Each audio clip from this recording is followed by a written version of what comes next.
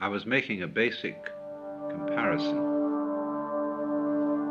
between the state of consciousness of a baby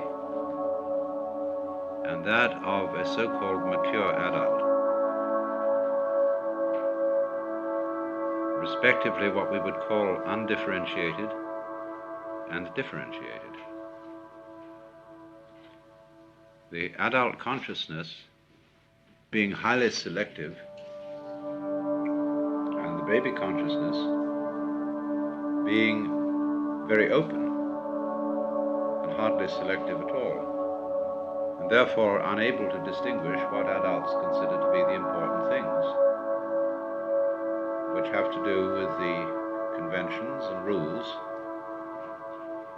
that the positive aspects, whether they be called good or pleasant or life-giving and so on, must prevail over the negative aspects.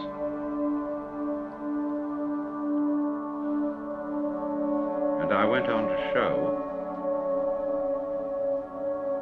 that this contrast between the two views of the world has another marked characteristic, that in the case of the baby who hasn't been trained or told about the difference between himself and all that is defined as other than himself, doesn't distinguish between voluntary behavior and involuntary occurrence. And of course we think this is a very fundamental defect. But if we go back, you see, to a principle that underlies the whole universe with a kind of mathematical exactitude, we see that if we reduce things to the situation of primal simplicity,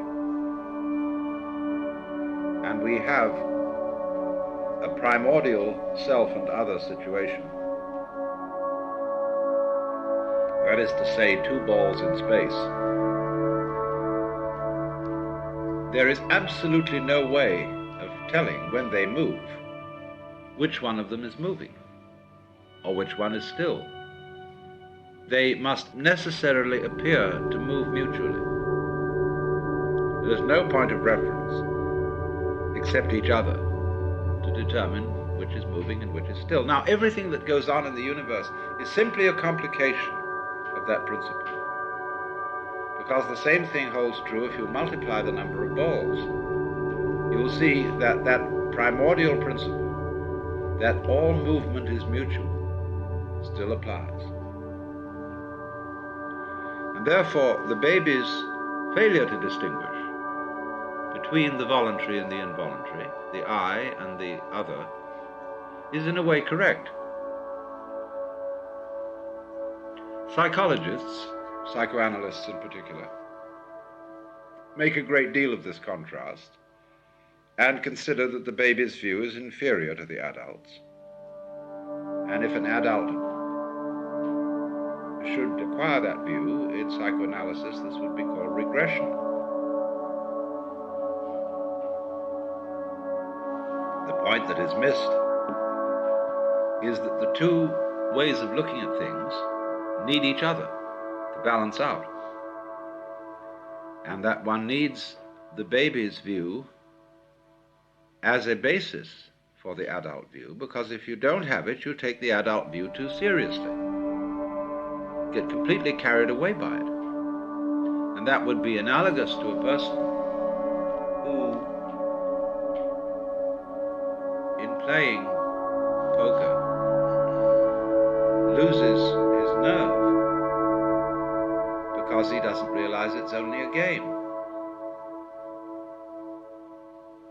And so he becomes a very bad player. In exactly the same way, we in life are only playing a game. But because we didn't keep the baby view, we can't see it. So what we would call a Buddha view is one that knows both, and therefore is not taken in by the adult games although perfectly capable of playing them, but insofar as they are not regarded as finally and absolutely serious, he's not captivated by